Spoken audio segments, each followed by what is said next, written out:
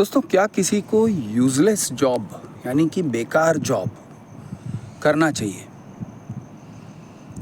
तो सीधा जवाब है बिल्कुल नहीं करना चाहिए। लेकिन यूज़लेस किस चीज़ को कहते हैं? तो यूज़लेस या बैड जॉब किस चीज़ को कह सकते हैं कि ये छोड़ने के लायक है, ये करने के लायक नहीं है? तो चलिए इसकी बात करते हैं, क्योंकि ये जो इसकी जो परिभाषा है ना, यूज़लेस, वो हर एक के लाइफ में अलग रहता है। मेरे लिए जो चीज़ यूज़लेस है वो शायद किसी और के लिए यूज़फुल है और अच्छा है। हम सब एक नहीं हैं, हम सब की परिस्थिति सेम नहीं है, सबके सिचुएशंस अलग रहते हैं। लेकिन फिर भी डिस्कस कर सकते हैं कि आपके लाइफ के संदर्भ में क्या यूज़फुल है और क्या यूज़लेस है, क्या अच्छा है, क्या ख़राब है, किस चीज़ को कैसे जॉब को करना चाहिए, कैसे जॉब को बचाए रखना चाहिए और कैसे जॉब्स को त्याग देना चाहिए।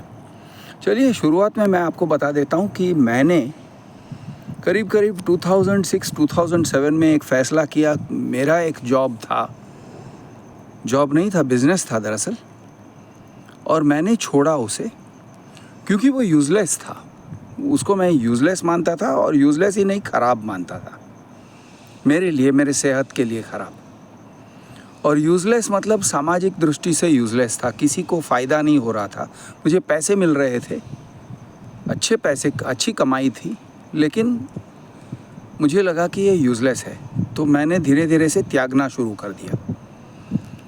इसके और भी कई कारण थे, एक सिर्फ ये कारण नहीं था कि मैंने कह दिया कि यूज़लेस है, लेकिन उनमें से एक कारण ये भी था। वो कौन सा जॉब था? वो जॉब ऐसा था कि मैं मैगज़ीन्स बनाता था, journals, private journals, printing, publishing, editing, designing, सब कुछ मैं करता था। कभी कभी एक दो असिस्टेंट्स मेरे साथ हुआ करते थे जो मेरे साथ बैठ के काम करते थे कंप्यूटर पे।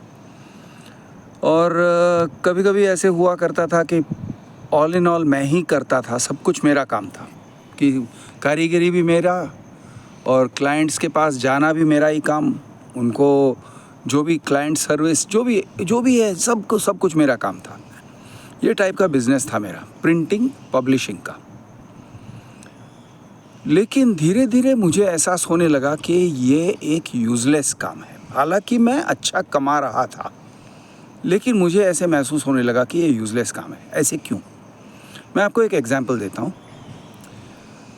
मेरे बहुत सारे कामों में से एक काम था, एक ऑर्गेनाइजेशन का, एक चेंबर ऑफ कॉमर्स के जर्नल्स मैं प्रिंट करता था, 3,500 कॉपी।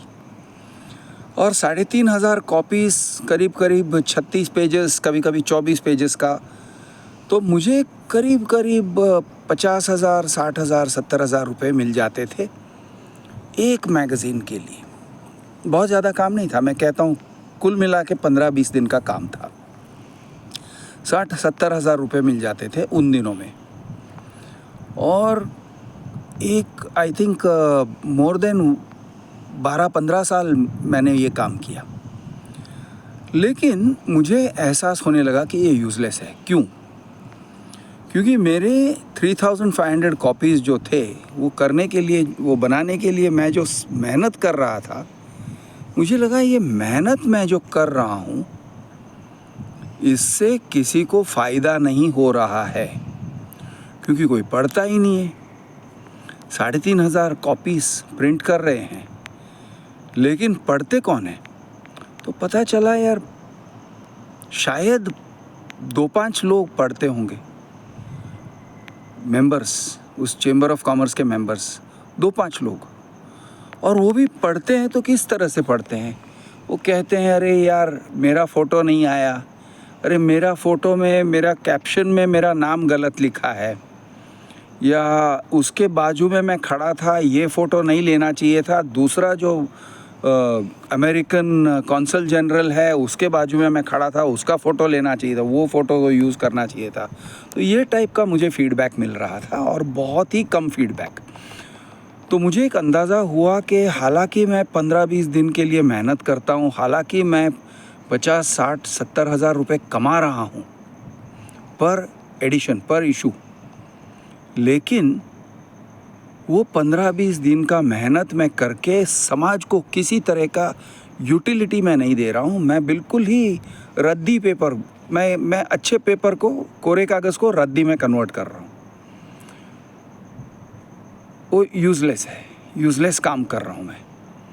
तो एक तो मुझे इस तरह का डिससेटिस्फैक्शन होने लगा मेरे सारे कामों को लेके। अच्छा, दूसरा एक डिससेटिस्फैक्शन ये था कि मेरे काम में ध्यान बहुत देना पड़ता था, लॉट ऑफ डिटेल, बहुत सारी बारीकियाँ थी डिज़ाइनिंग में, एडिटिंग में। तो मेरा दिमाग का मैं बहुत यूज़ कर रहा था। अब दिमाग को यूज़ कर रहा हूँ तो पहले मुझे लगा कि हाँ, दिमाग को यूज़ कर रहा हूँ तो कौन सी बड़ी बात है, मेरा दिमाग तेज़ हो रहा है। लेकिन धीरे धीरे मुझे लगने लगा नहीं, मेरा दिमाग एक्चुअली ख़राब हो रहा है। यानी अगर मेरा दिमाग एक टायर है तो वो टायर टकला होते जा रहा है, वो टायर घिस रहा है और उसके कारण मेरा मेमोरी ख़राब होते जा रहा है। मैं याद नहीं कर पा रहा हूँ जो चीज़ों को मुझे याद रखना चाहिए, वो चीज़ों को मैं याद नहीं रख पा रहा हूँ। यानी मेरा माइंड ख़राब हो रहा है ये काम से। मैंने सोचा यार, ये ऐसे ही करते रहूँगा तो शायद 5-6 साल में मुझे कुछ मानसिक बीमारी हो जाएगी, एमनीजिया हो जाएगा, कुछ तो हो जाएगा इसी तरह से करते रहूँगा तो। अच्छा, दूसरा एक वजह था कि बहुत स्ट्रेसफुल हुआ करता था। एक टाइम में मेरे पास ऐसे 6-7 मैगज़ीन प्रोजेक्ट्स थे और सभी लोगों का फ़ोन आता था, क्रिश ये कब दे रहे हो, वो कब दे रहे हो, इसका क्या, उसका क्या। और मैं सबको सेटिस्फाई नहीं कर पा रहा था, बहुत मुश्किल पड़ रहा था मुझे सेटिस्फाई करना, और यानी उन लोगों को सेटिस्फाई करना मेरे लिए बहुत मुश्किल पड़ रहा था। और मैं अक्सर उनको झूठ बोलता था, झूठ बोलने लगा था मैं, बहुत झूठ बोलता था कि सर आज शाम को भेजूँगा। लेकिन मैं जानता था आज शाम को नहीं होगा, कल शाम को भी नहीं होगा, शायद 3 या 4 दिन के बाद उनको मिलेगा।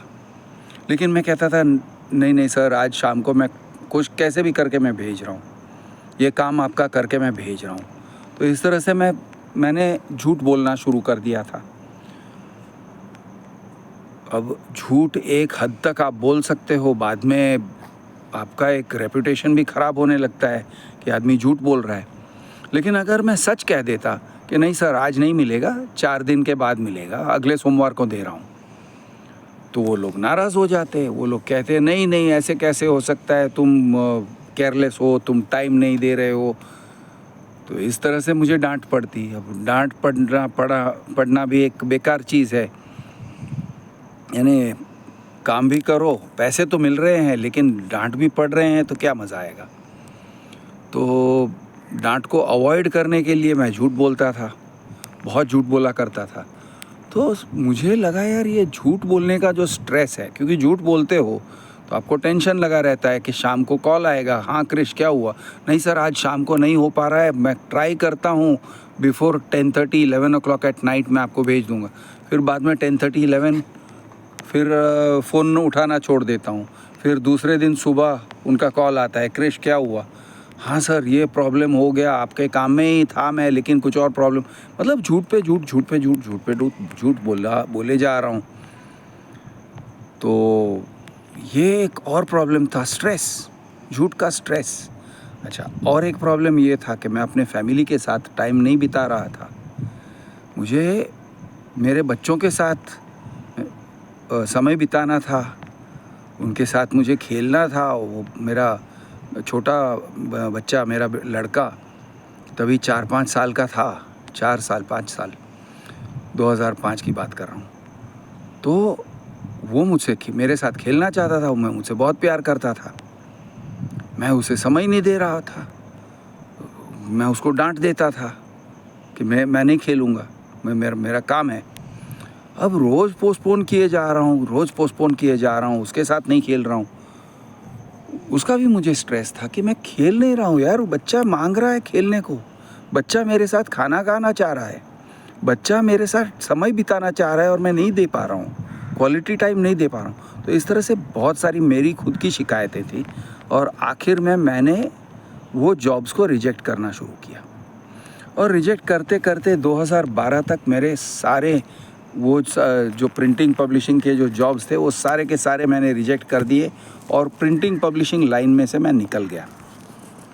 हालांकि it was a profitable line, लेकिन मैंने त्याग दिया, मैंने छोड़ दिया। ऑफ कोर्स इसमें थोड़े मार्केट फैक्टर्स भी थे, लेकिन फ़िलहाल ये डिस्कशन के लिए हम इतना ही सोचेंगे कि मेरा मन उठ गया था उस काम में से और इसकी वजह से मैंने मेरा वो काम छोड़ दिया,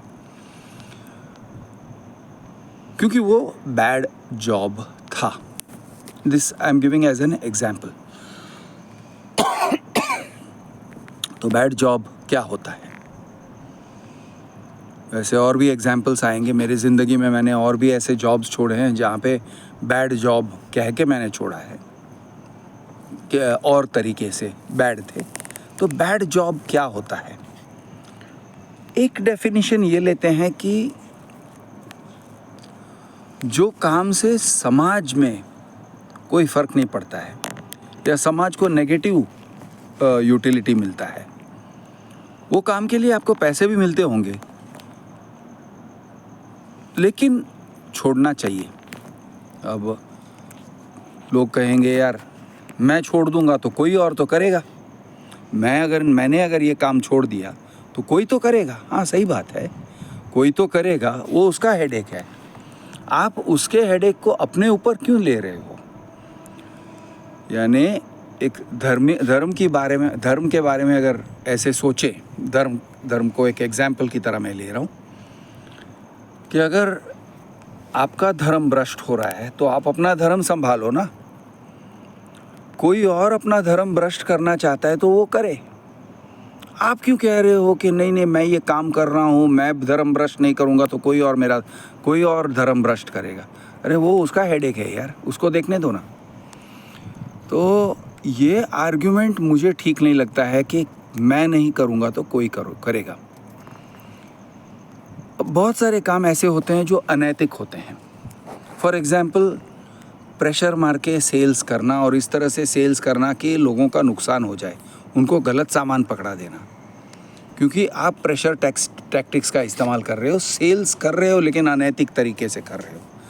बिल्डिंग इंडस्ट्री में जिस तरह से सेल्स किया जाता है, अंडर कंस्ट्रक्शन प्रॉपर्टी सेल किया जाता है या इंश्योरेंस पॉलिसीज़ वगैरह सेल किए जाते हैं, गलत बोल के, झूठ बोल के, लोगों को गुमराह करके सेल किया जाता है। अगर आप मुझसे पूछते हो, मैं कहूँगा बिल्कुल ही त्याग दो, ये काम को त्याग दो। अरे ये काम को त्याग दूँ तो कुछ और करना पड़ेगा, करेक्ट, कुछ और करो ना। ऐसा कोई काम ढूंढो जिससे आपको कम से कम आपको एक तसल्ली रहना चाहिए कि ये काम सामाजिक दृष्टि से हार्मफुल नहीं है। तो ये एक मापदंड है। लेकिन ये काम, ऐसा काम भी शायद कोई और कहेगा नहीं ये काम मुझे करना पड़ता है। क्यों करना पड़ता है? मेरे पास कोई और एक्सपीरियंस नहीं है, मुझे कोई और नौकरी नहीं मिलेगा, यानी यही एक नौकरी है जो मुझे मिल सकता है। ठीक है तो करो, तो आपके लिए वो बुरा नहीं है। अगर आपको दूसरा कोई नौकरी मिल ही नहीं सकता है तो मैं कहूँगा आपके लिए वो बुरा नहीं है, आपके पास कोई ऑल्टरनेटिव्स नहीं है तो करो। गिल्टी मत फील करो आप, जब तक करना पड़ रहा है करो। और जिस दिन आपको लगता है कि आपके पास ऑल्टरनेटिव्स हैं तो आप ऑल्टरनेटिव्स देखो। हाँ ऑल्टरनेटिव्स हैं लेकिन सेम अमाउंट पैसे नहीं मिलेंगे। थोड़ा बहुत सैक्रिफाइस करके, थोड़ा बहुत कम कमा के अगर आपको मन की शांति मिलती है तो मैं कहता हूँ थोड़ा सा कम कमाओ। अब थोड़ा सा मतलब कितना, that is up to you, कितना क्या कम से चला सकते हो। आपका परिवार चलना चाहिए, आपके बच्चों को स्कूल भेजना है, आपके बीवी को जो भी है सामान दिलाने हैं, उनको भी तो खुश रखना है, घर वालों को पालना है, तो ये सब होना चाहिए। अब अगर कम कमाने से भी हो जाता है तो कम कमाओ, लेकिन सेल्फ सेटिस्फैक्शन के साथ में आप जी सकते हो कि मैं जो काम कर रहा हूँ उसमें मुझे एक सेटिस्फैक्शन मिलता है कि मैं समाज की दृष्टि से एक अच्छा काम कर रहा हूँ, बुरा काम नहीं है। एक आर्ग्यूमेंट है दोस्तों, वो शाहरुख खान का एक मूवी था, I don't remember the name, लेकिन वो कहता है, शराब बेचता है और कहता है कोई भी धंधा अच्छा या ख़राब नहीं होता है, धंधा धंधा होता है। I don't agree with that outlook.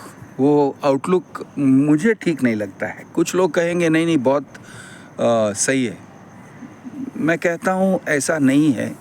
For example लोगों को जुआ करवाना, रमी खिलवा के, उनको गैम्बलिंग करवा के उनसे पैसे कमाना, शराब बेच के पैसे कमाना, सिगरेट बना के या सिगरेट बेच के पैसे कमाना, बीड़ी बना के या कोई हार्मफुल सब्सटेंस ड्रग्स बेच के पैसे कमाना, कोई भी धंधा होता है, धंधा अच्छा या ख़राब नहीं होता है। I don't agree. ऐसे बहुत सारे धंधे हैं जो ख़राब हैं। हो सकता है कि आप एडमिट नहीं करना चाहते हो, ठीक है। यानी वो शाहरुख खान वाला जो डायलॉग था बहुत स्मार्ट है, it's a smart sounding dialogue. Movie के कुछ डायलॉग्स ऐसे होते हैं, बड़े स्मार्ट होते हैं, लेकिन स्मार्ट का मतलब ये नहीं है कि वो सच है। It sound smart, that's all. मैं कहता हूँ कि उस टाइप के धंधे को छोड़ दो। अब उस चलिए सामाजिक दृष्टि से देखना एक बात है, कुछ एक और दृष्टि से देखते हैं, क्या वो आपके लिए सही है या नहीं, वो नौकरी या वो धंधा आपके लिए सही है या नहीं, is it good for you. अब आपके लिए सही मतलब किस दृष्टि से, चलिए देखते हैं। एक एग्जाम्पल मैं देता हूँ। एक लड़का है, वो अपने बाप के पैसे पे पल रहा है, 23-24 साल का है। उसने अभी तक कहीं बाहर नौकरी किया नहीं है, उसने कहीं भी पैसे कमाया ही नहीं है, उसने बाहर से पैसे कमाए ही नहीं है। अब अगर उसको कोई नौकरी मिलती है, लेकिन ऐसी नौकरी जो बिल्कुल ही टॉक्सिक है, टॉक्सिक नौकरी, फॉर एग्जाम्पल जा ड्रग्स बेच, ये टाइप का काम, ओके, गलत काम करने के पैसे, क्या उसे करना चाहिए? एक आर्ग्यूमेंट होगा, यार बाप के पैसों पे पलने से अच्छा है कि कुछ भी करो, हाथ पैर मारो, डाका डालो, चोरी करो, कुछ भी करो, लेकिन बाप के पैसों पे तो मत पलो यार। ये एक तरीका है सोचने का। Again I don't agree. मुझे लगता है कि आप कोई भी काम करते हो तो उसका एक इंट्रिंसिक वैल्यू देख के करना चाहिए, और आपको सिलेक्टिव होने के लिए स्कोप है। यानी दुनिया बहुत बड़ी है, और ऐसे ज़रूरी नहीं है कि अरे कोई गलत काम कोई दे रहा है और मैं ले लूँ और शुरू हो जाऊँ। कम से कम मैं मेरे फैमिली में पैसे ला के दे रहा हूँ। अगर आपका फैमिली एकदम ही हैंड टू माउथ है, आपके घर में कोई कमाने वाला नहीं है, घर में पैसे नहीं है, भुखमरी है, कुछ भी करके पैसे लाने हैं, उस टाइप का अगर डेस्परेट सिचुएशन है तो मैं कहूँगा क्या करें यार। ठीक है, पेट पालना, परिवार पालना ज़रूरी होता है तो करो, डू व्हाट इज़ नेसेसरी। ज़िंदा रहने के लिए कुछ करना पड़ता है, करो। So I will yield to that argument कि ठीक है, कर लो, कर गुजरो। लेकिन जैसे जैसे हमको एक्सपीरियंस मिलता है, दुनिया का एक्सपीरियंस, काम का एक्सपीरियंस, लोगों से मिलने का एक्सपीरियंस, लोगों के साथ बात करके अपना काम निकलवाने का एक्सपीरियंस, तो जैसे जैसे अपना एक्सपीरियंस बढ़ता है दुनिया में, वैसे अपॉर्चुनिटीज़ दिखने लगते हैं, नए नए अपॉर्चुनिटीज़ दिखते हैं, अलग अलग जगह पे अपॉर्चुनिटीज़ दिखाई देते हैं। मैं ये भी कर सकता हूँ, उसके बदले वो भी कर सकता हूँ, इधर भी जा सकता हूँ, ये टाइप का काम कर सकता हूँ, यहाँ पर ऐसे के पैसे मिलते हैं, वहाँ पर वैसे पैसे मिलते हैं, इस टाइप की कमाई, उस टाइप की कमाई, अपने को कुछ न कुछ समझ में आने लगता है। इट इज़ इम्पॉर्टेंट कि आपको एक मेंटल ट्रैप में नहीं पड़ना है कि नहीं यार ये नहीं तो कुछ भी नहीं है मेरे पास, ऐसा नहीं है। एक जनरली ब्रॉड आउटलुक से देखोगे तो कई सारे अपॉर्चुनिटीज़ होते हैं दुनिया में। तो ज़रूरी नहीं है कि आप एक टॉक्सिक अपॉर्चुनिटी या आप एक जिस चीज़ में आपका वैल्यू सिस्टम अग्री नहीं करता है वो काम आप करो, ये ज़रूरी नहीं है, especially in the long run. थोड़ा शुरुआत में कर लिया, क्योंकि कुछ तो करके शुरू करना था, घर से निकलना था, या पिताजी के पैसों के ऊपर पलना वो तो छोड़ना था। मुझे एक अपने सेल्फ रिस्पेक्ट के लिए I had to get out there and do something. ठीक है, तुमने किया, उसके बाद सेम कर रहे हो। क्यों सेम कर रहे हो?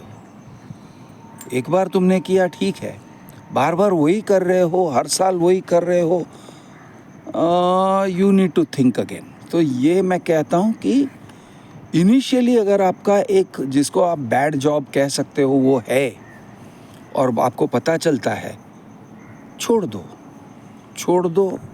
बट छोड़ दो मतलब do it in a smart way. ऐसे नहीं कह रहे हैं कि टेम्पर में आके छोड़ दो एट्सेट्रा। मुझे एक बैड जॉब याद आ रहा है मेरा, अर्ली इन माय करियर। अनैतिक था, बहुत अनएथिकल जॉब था जो मुझे मिला हुआ था। पैसे अच्छे मिल रहे थे। अगेन, मेरा पहली नौकरी जो थी, मैंने जब ज्वाइन किया, नहीं पहली नहीं, दूसरी नौकरी थी। पहली नौकरी में मुझे 1500 रुपये मिले। ये था 1988 या 89 में टाइम्स ऑफ इंडिया में मैं ट्रेनी था। तब मुझे I was a trainee, but it was a full time job. मुझे 1500 रुपये मिलते थे प्रति महीने। उसके बाद मैंने एक जॉब शुरू किया तो 3000 रुपये मिलने लगे मुझे पर मंथ। अब उसमें बढ़ोतरी हुई, 5000 5500 रुपये मिलने लगे पर मंथ। ये था 1990 में। अब 1991 में मुझे एक नौकरी मिला, ये नौकरी छोड़ने के बाद, जहाँ पर वो बंदा मुझे मुंह मांगे दाम देने को तैयार था। क्या, व्हाट वाज द ऑफ़र, अब मुझे ठीक से याद नहीं है। मैंने डिमांड किया 13-14 हज़ार उस ज़माने में, आई थिंक ऐसा कोई अमाउंट था, 14 हज़ार मुझे याद आ रहा है। मैंने डिमांड किया और वो अग्री हो गया। और मैंने कहा, अरे यार, इतना बड़ा रेज मुझे मिल रहा है। और वो ऑर्गेनाइजेशन में जाके बैठा और मैंने ज्वाइन किया और देखा कि ये लोग स्कैम कर रहे हैं। एक हाईवे यूज़र्स क्लब नाम का उन्होंने एक स्कैम चला रखा था। अब मैंने जब ज्वाइन किया तो मुझे लगा ये जेन्युइन है, लेकिन 5-10 दिनों में जब मैंने वहाँ देखा, मैं गया, मैंने कहा मुझे देखना है हाईवे यूज़र्स क्लब के फैसिलिटीज़ क्या हैं, क्या दे रहे हैं हम फैसिलिटीज़ वगैरह, तो पता चला यार ये तो पूरा का पूरा स्कैम है। ये सिर्फ एक सेलिंग टेक्निक है कि वो लोग बेच रहे हैं हाईवे यूज़र्स क्लब कह के, लेकिन कोई भी फैसिलिटी नहीं दे रहे हैं। बिल्कुल 100% स्कैम है, खोखला है पूरा। ये पता चला। और ये भी पता चला कि मेरा जो डायरेक्ट बॉस था, मेरा रिपोर्टिंग बॉस, जो कि he was one of the top guys in that organization, वो आदमी एकदम बदमाश आदमी था और मेरे से गलत काम करवाने पे तुला हुआ था, मेरे से गलत सिग्नेचर्स करवाने पे, और इन्वेस्टर्स के पैसे खा रहा था और इन्वेस्टर्स को धमकियां दे रहा था, परेशान कर रहा था इन्वेस्टर्स को। एक बंदा आया, रोके गया ऑफिस में, उसकी हालत ख़राब कर दी। यानी he was a violent man, he was an unlawful man. जो बंदा मेरा डायरेक्ट रिपोर्टिंग बॉस था, अनलॉफुल, बिल्कुल ही अनलॉफुल बंदा था, एंड इमोरल, अनएथिकल। तो ये सब मैंने देखा, मैं घबरा गया, मैं कांप गया। इसे देख के मैं कांप गया। हालांकि मुझे पैसे मिलने वाले थे, लेकिन 15 ही दिनों में मैंने नौकरी छोड़ दी। उसने कहा चलो यार तुम्हारा फुल एंड फाइनल तो कर दूं। मैंने कहा नहीं साहब, आप रखो, मुझे नहीं चाहिए। और मैं निकल गया वहाँ पे, छोड़ के मैं छोड़ के भागा। ये it was a bad job.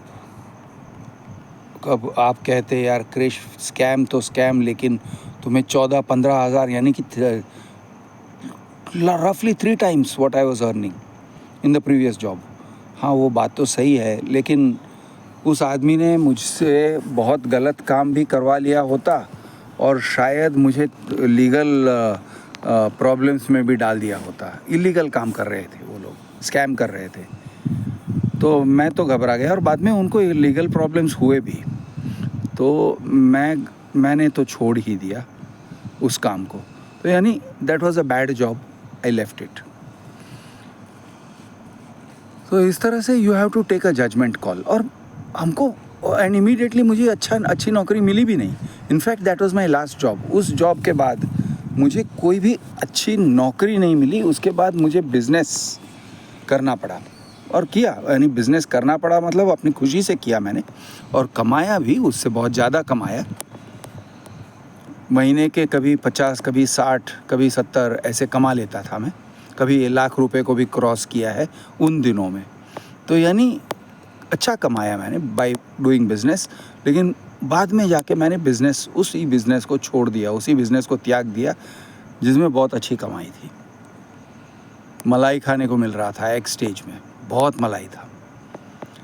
Anyway, तो ये एक दूसरा टाइप का बैड जॉब है जिसको छोड़ सकते हैं, यानी कि अनएथिकल, इमोरल, जहाँ पर आपका रिपोर्टिंग बॉस दिखा रहा है कि वो आपसे कुछ गलत काम करवाएगा।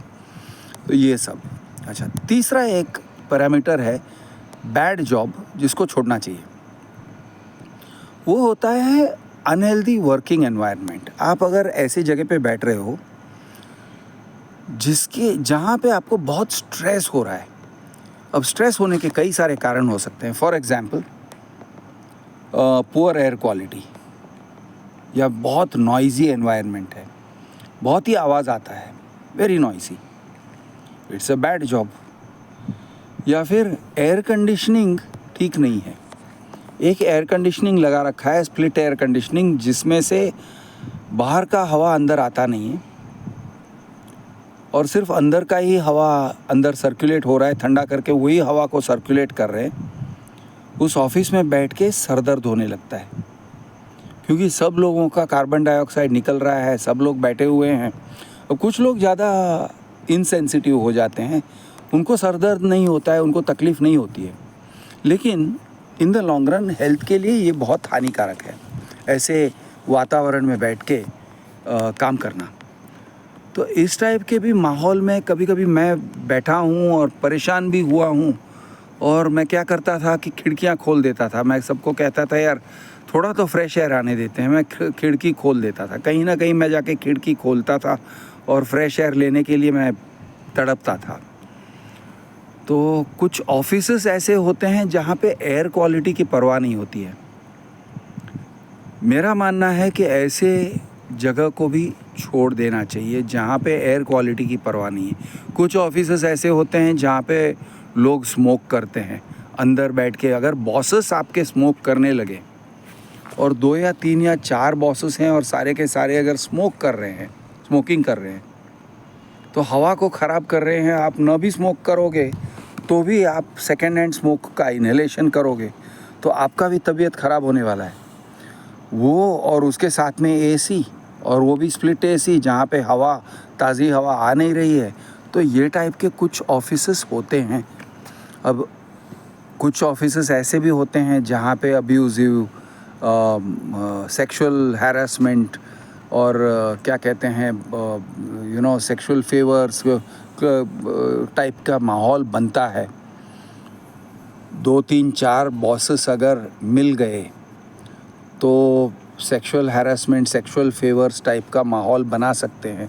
ये मेनली मेन को प्रॉब्लम उतना नहीं रहता है, विमेन के लिए बहुत ज़्यादा प्रॉब्लम हो जाता है।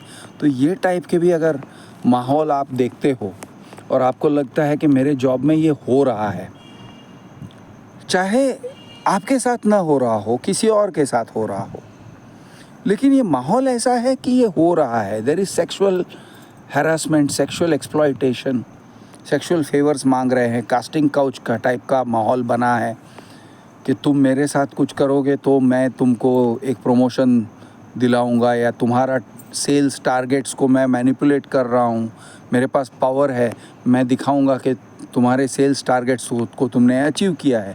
और अगर तुम में मुझे सेक्सुअल फेवर्स नहीं दोगे तो मैं तुमको तुम्हारे परफॉर्मेंस रिव्यूज़ को ख़राब कर दूंगा, ये टाइप का अगर सिचुएशन आपको दिखने लगता है, नाउ ऑफ कोर्स हर एक जगह में कुछ ना कुछ तो माइनस पॉइंट होता ही है।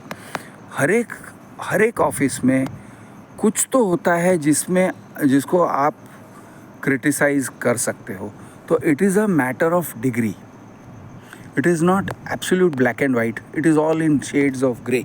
लेकिन शेड्स ऑफ ग्रे में भी आप तय तो कर ही सकते हो कि ये काम जो है, मेरे इस काम में मैं जिस जगह में खड़ी हूँ या खड़ा हूँ एक अनैतिक जगह है या फिर एक अनहेल्दी जगह है। It is an unhealthy working environment. Sales करवाते हैं, कोल्ड कॉलिंग करवाते हैं, पागल जैसे टारगेट्स रखते हैं जो it is insane targets, unachievable targets. ऐसे टारगेट्स रखते हैं कि हमको हर समय हम एक स्ट्रेस्ड एनवायरनमेंट में जी रहे हैं, और जब मैं घर जाता हूँ या जाती हूँ तो मैं उसी स्ट्रेस को लेके जा रहा हूँ। और मेरे बच्चों के साथ मैं खेलता हूँ तो भी मैं स्ट्रेस को छोड़ नहीं सकता। मेरी बीवी के साथ बात करता हूँ तो वो मैं स्ट्रेस को छोड़ नहीं सकता हूँ, और मेरे फैमिली लाइफ पे असर करना शुरू कर दिया है। मेरी बीवी के साथ मैं सेक्स एंजॉय नहीं कर सकता हूँ, मेरे बच्चों के साथ मैं खेल नहीं सकता हूँ, मैं बात पे भड़क जाता हूँ, मैं गुस्सा करता हूँ, मैं अनरीज़नेबल हो जाता हूँ, मुझे रोड रेज होता है, बाहर लोगों के साथ झगड़ा हो जाता है। क्यों? क्योंकि मेरे अंदर स्ट्रेस भरा हुआ है। कंटिन्यूसली मैं स्ट्रेस के अंदर रहता हूँ, और एक फीलिंग ऑफ अनफेयरनेस लगा रहता है कि यार मैं खुश नहीं हूँ, मेरा शोषण हो रहा है, ये ठीक नहीं है। कंटिन्यूसली अगर एक ऐसा माहौल है तो इस माहौल में से निकलना बहुत ज़रूरी है। आप यूज़ टू हो सकते हो, और कुछ लोग यूज़ टू भी हो जाते हैं, ऐसे माहौल में जीने की भी आदत डाल लेते हैं, लेकिन ऐसे माहौल में जीने का आदत नहीं डालना चाहिए। It is not healthy. तुम्हें थोड़ा लॉन्ग टर्म पर्सपेक्टिव से सोचना चाहिए कि भाई आज मैं ये सब कर रहा हूँ, मुझे लॉन्ग टर्म डैमेज दिखाई नहीं दे रहा है, लेकिन आगे चल के मुझे लॉन्ग टर्म डैमेज हो जाएगा। कहीं मुझे हार्ट अटैक हो जाएगा, कहीं मुझे डायबिटीज़ या किडनी फेलियर हो जाएगा, हाई ब्लड प्रेशर हो जाएगा, कुछ ना कुछ तो हो ही जाएगा। और फिर उस डैमेज को रिपेयर नहीं कर सकेंगे, यानी मेरा वर्किंग लाइफ शॉर्ट हो जाएगा। अल्टीमेटली आपको 50, 60, 70 साल या 60, 65 साल तक आपको काम करने की क्षमता तो होनी चाहिए ना। You have to preserve that ना। लॉन्ग टर्म आपको देखना है। आप शॉर्ट टर्म में देखोगे, अरे अभी मैं कर रहा हूँ, अभी तरक्की हो रही है, लेकिन आगे चल के वो तरक्की का एक कॉस्ट पे करना पड़ेगा। तो इट इज़ नॉट थियोरेटिकल। ये बहुत ही ज़रूरी चीज़ है कि आपको सेल्फ प्रिजर्वेशन के नज़रिए से अपने करियर को देखना चाहिए कि मैं ये जो कर रहा हूँ ये कितना सस्टेन कर सकता हूँ। वैसे कुछ और भी वर्किंग कंडीशंस होते हैं जो लोग एक्सेप्ट कर लेते हैं। आपको एक एग्जांपल देता हूँ, Swiggy drivers, Swiggy delivery boys, या कोई भी पिज़्ज़ा हट डिलीवरी बॉयज़ या डोमिनोज़ डिलीवरी बॉयज़। अब ये लोग डिलीवरीज करते हैं, रोड पर कितना रिस्क ले रहे हैं। It is necessary to assess it for yourself. आप कितना रिस्क ले रहे हो व्हीकल चलाने में आपके एरिया में, क्योंकि हर एक शहर में, हर एक लोकेलिटी का जो कंडीशन होता है वो अलग होता है। Riding conditions are different everywhere. तो कुछ जगह में राइडिंग कंडीशंस में भी बैड, हाईवेज़ पड़ते हैं, पॉटहोल रोड्स पड़ते हैं, एक्सीडेंट प्रोन जगह होते हैं, अंधेरे रास्ते होते हैं। तो कंडीशंस कैसे हैं? कभी कभी सीजनली ख़राब हो जाते हैं, मॉनसून में बहुत ख़राब हो जाता है, डेंजरस हो जाता है, एक्सीडेंट का रिस्क बढ़ जाता है। तो आपको ये देखना चाहिए यार, अगर मैं डिलीवरीज कर रहा हूँ, लेकिन मेरा एक्सीडेंट अगर हो गया, मेरे बॉडी को नुकसान हो गया, हाथ पैर टूट गए, कट गए, जो भी हो गया, तो उसके लिए मुझे ये लोग पे नहीं कर रहे हैं. They are not paying me enough to take physical risk. तो मुझे फिज़िकल रिस्क नहीं लेना चाहिए. I am getting paid, maybe मान के चलते हैं वो महीने के 25-30 हज़ार कमा रहा है, तो महीने के 25-30 हज़ार डिलीवरीज करने के लिए कमा रहा है, रिस्क लेने के लिए नहीं कमा रहा है ना. अगर उसको 2 लाख रुपए मिल रहे होते तो आप कह सकते हो ठीक है, 1 लाख रुपया मिल रहा है तो चलो यार, उसको 50 हज़ार सिर्फ रिस्क लेने के लिए मिल रहे हैं. तो आप उस तरह से सोच भी सकते हो कि हाँ, मैं रिस्क ले रहा हूँ, जान पे खेल रहा हूँ, लेकिन उसके मुझे अलग से पैसे मिल रहे हैं जान पे खेलने के. I don't think anybody can be compensated adequately. जान पे खेलने, आपकी जान की कीमत क्या है? कम से कम करोड़ों में जाना चाहिए. ऐसे नहीं होना चाहिए कि आप सस्ते में अपने जान की कीमत लगा रहे हो. लेकिन अगर आप हैंड टू माउथ काम कर रहे हो, लेकिन आपको खतरा मोल लेना पड़ता है, तो उस खतरे को रियलिस्टिकली एसेस करना ज़रूरी है. मॉरल खतरा एक और होता है. अगेन फॉर एग्ज़ाम्पल, मॉडलिंग में औरतों को नंगा करके देखते हैं. कास्टिंग काउच नहीं भी हो तो भी डिग्निटी पर आँच आए उस टाइप का काम करवाते हैं. चलो कपड़े उतारो, मैं देखना चाहता हूँ तुम कैसे लगती हो. 4 लोग बैठे हुए हैं, 4 मर्द लोग बैठे हुए हैं, और ये लड़की जो है 21-22 की उम्र होगी या उससे भी कम, उसको कहते हैं अच्छा कपड़े उतारो, हम देखना चाहते हैं, घूमो, धीरे से घूमो. तो तुम्हारे डिग्निटी पे आँच आ रहा है. अब कुछ लोग हैं जो कहेंगे नहीं, डिग्निटी पे आँच और वो सब ठीक है, अभी के लिए सह लेते हैं, eventually I will make it big, और जब मैं एक बड़ी एक्ट्रेस हो जाऊंगी तब इनको सबक सिखाऊंगी. ओके, वो भी एक देखने का नज़रिया है, वो भी एक तरीका है. लेकिन मुझे लगता है कि आपका जो डिग्निटी है उसको हमेशा संभाल के चलना चाहिए. Even when you are young, आपको आपकी डिग्निटी को ट्रेड नहीं करना चाहिए. डिग्निटी एक ऐसी चीज़ है, वो हैबिचुअल चीज़ है. आप अगर उसे बचाए रखते हो तो हमेशा बचाए रखोगे, और अगर आप कॉम्प्रोमाइज़ कर देते हो 18 साल के उम्र में या 21 साल के उम्र में, अपनी डिग्निटी को कॉम्प्रोमाइज़ कर देते हो, तो फिर कॉम्प्रोमाइज़ करने की एक आदत पड़ जाती है, और डिग्निटी की कीमत कोई लगा नहीं सकता है. आपको सर झुका के जीने की एक आदत पड़ जाती है, और अगर आप बाद में सर उठा के भी जियोगे ना, तो भी आपके अंदर एक सर्टन फीलिंग रह जाएगा कि मैं रंडी हूँ, मैंने अपनी डिग्निटी को बेचा था, कभी तो मैंने बेचा था. वो एक चीज़ है जिसको लेके आपको जीना पड़ेगा. इट इज़ नॉट, हाँ, अगर आपने किया है तो I will say okay, forgive yourself, अपने आप को माफ़ करो, गिल्ट मत कैरी करो, go forward, go into the future, let it go. तो ये है, लेकिन बने वहाँ तक ये होना ही नहीं चाहिए ना.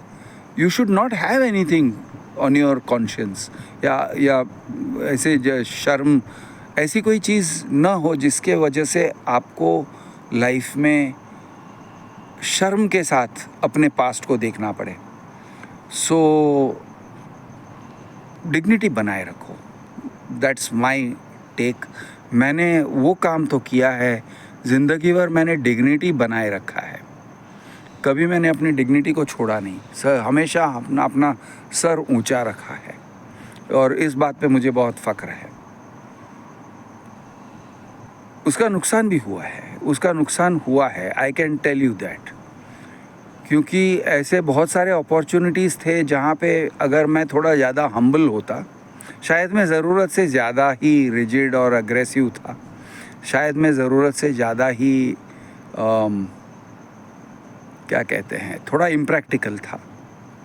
डिग्निटी तो ठीक है, लेकिन शायद डिग्निटी ही नहीं, मेरे अंदर एक अकड़ थी.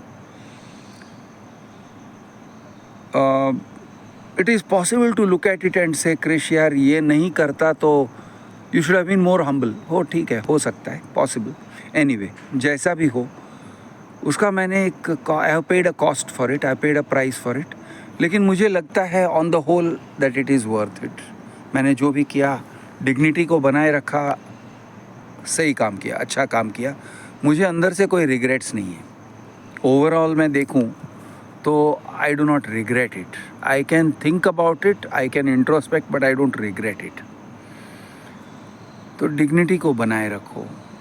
लोगों के सामने अपना सर को नीचा मत करो. और अगर सर नीचा करना पड़ता है तो भाई नौकरी को छोड़ दो. लेकिन इफ़ इट इज़ ऐसी बात है कि भाई अगर मैं नौकरी छोड़ दूंगा तो मैं कैसे पेट पालूंगा. हर एक का सिचुएशन अलग रहता है. हर एक इंसान का सिचुएशन बदलते रहता है और कुछ लोगों का सिचुएशन बहुत डेस्परेट रहता है. तो no, I am not shaming anybody who has compromised. मैं किसी को शेम नहीं करता हूँ. वो जानते हैं कि उनके फैमिली के प्रेशर्स क्या हैं, उनके लाइफ के प्रेशर्स क्या हैं. लेकिन as an advice I would say dignity बनाए रखो, सर ऊंचा रखो. अच्छा, और एक बात गुड जॉब बैड जॉब को लेके, ये बहुत मुश्किल हो जाता है तय करना कि आप अपनी एजुकेशन का फ़ायदा मैक्सिमम कहाँ पर उठा रहे हो. फॉर एग्ज़ाम्पल, अगर आपने इंजीनियरिंग किया है तो आइडियल सिचुएशन ये होना चाहिए कि आपको इंजीनियरिंग टाइप के नौकरी करने चाहिए. या आपने मैनेजमेंट किया है तो आपको मैनेजमेंट टाइप के नौकरी करने चाहिए. पता चलता है कोई इंजीनियरिंग करता है वो भी सेल्स जॉब में लगा हुआ है. जो मार्केटिंग का MBA लेके आया है वो मैनेजमेंट नहीं कर रहा है, वो भी सेल्स जॉब में लगा हुआ है. तो लाइफ में ऐसे बहुत सारे ट्विस्ट एंड टर्न्स आ जाते हैं कि हम जिस चीज़ के लिए हमने एजुकेशन किया है, ट्रेनिंग किया है, वो मौके हमको मिलते नहीं हैं, कुछ और मौके मिल जाते हैं. Is it a bad job? अगर आपका MBA है लेकिन आप कुछ और ही कर रहे हो, is it a bad thing? मैं कहूँगा no, it is not necessarily a bad thing. क्योंकि आपने जो कुछ भी सीखा है हो सकता है कि वो कहीं ना कहीं आपके काम में आपको एक यूनिक पर्सपेक्टिव दे रहा है और आपको आपका एक यूनिक एबिलिटी वहाँ पे शोकेसिंग हो रहा है. यानी ऐसे कहूँ कि क्रॉस फर्टिलाइजेशन होता है बिटवीन डिसिप्लिन्स. कोई इंजीनियरिंग सीख के आता है लेकिन सेल्स में जाता है. अब इसलिए क्योंकि वो उसको इंजीनियरिंग का नॉलेज है, शायद वो कस्टमर को अच्छा सर्विस दे सकता है किसी मैकेनिकल चीज़ के लिए, या कस्टमर को अच्छी तरह से समझा सकता है because he knows something.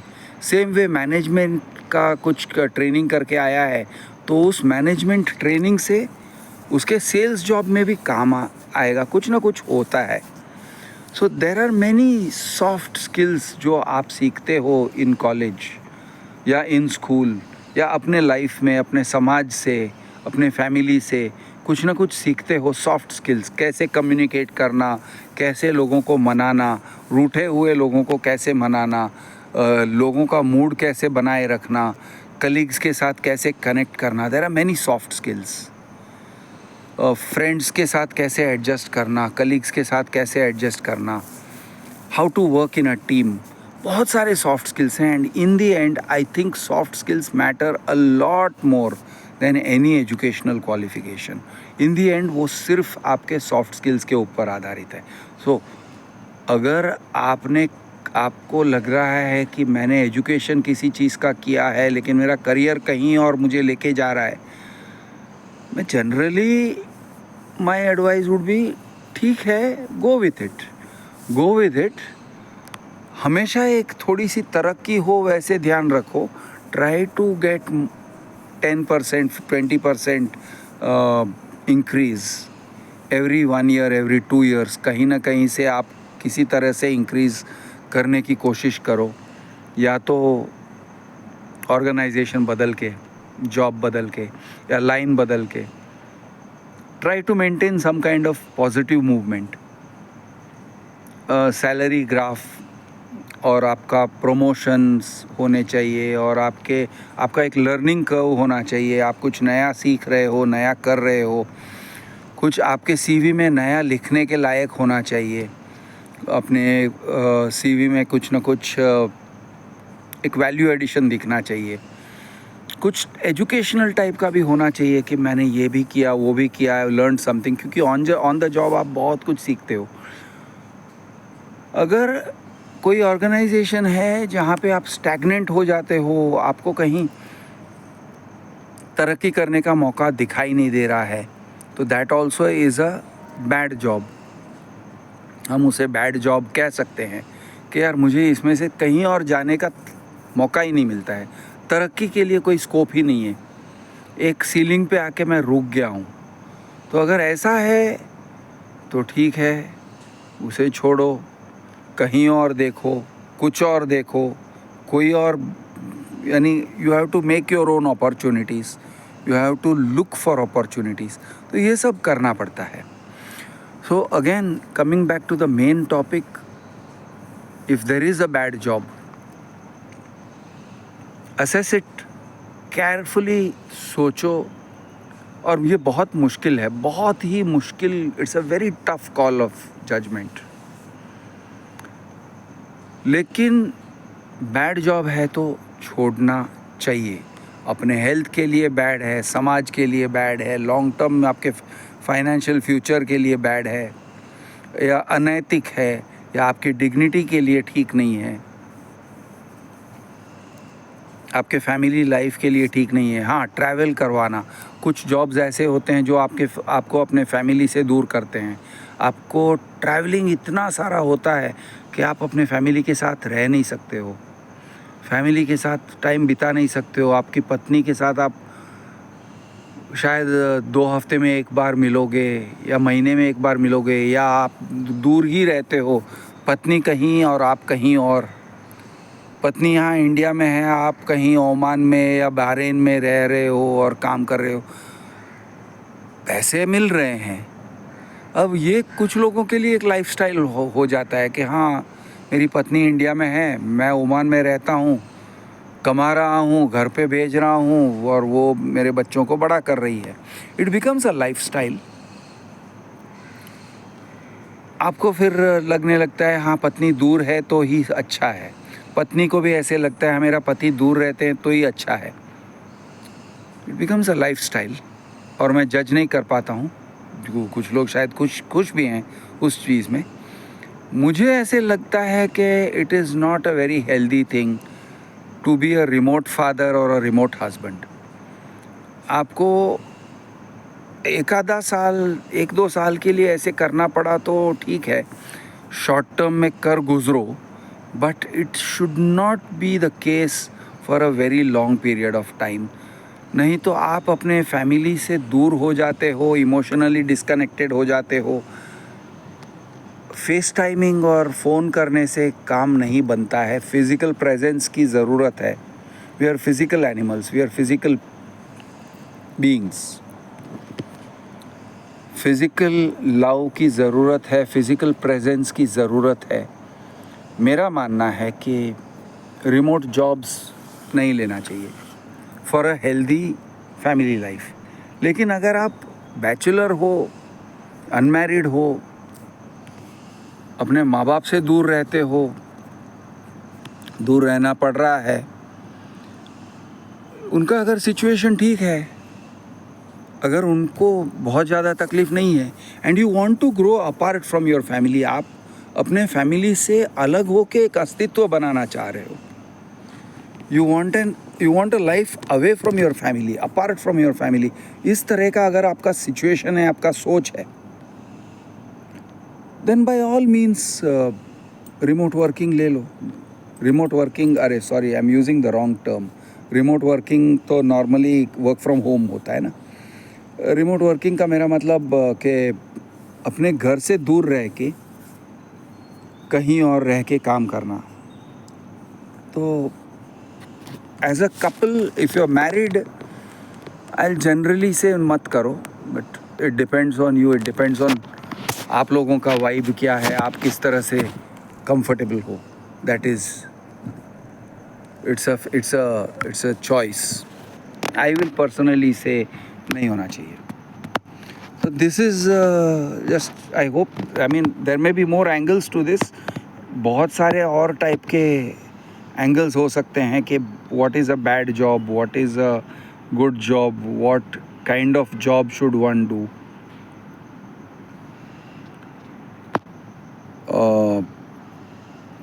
Comment section में आप सवाल करिए, अगर कुछ डिस्कस करने के जैसे आपको लगे तो डिस्कस करेंगे और थोड़ा डिस्कस करेंगे कि what is a bad job, what is a good job, etcetera. चलिए दोस्तों, आज के लिए इतना ही। शुभ रात्रि, गुड नाइट, शबा खैर, कल मिलेंगे।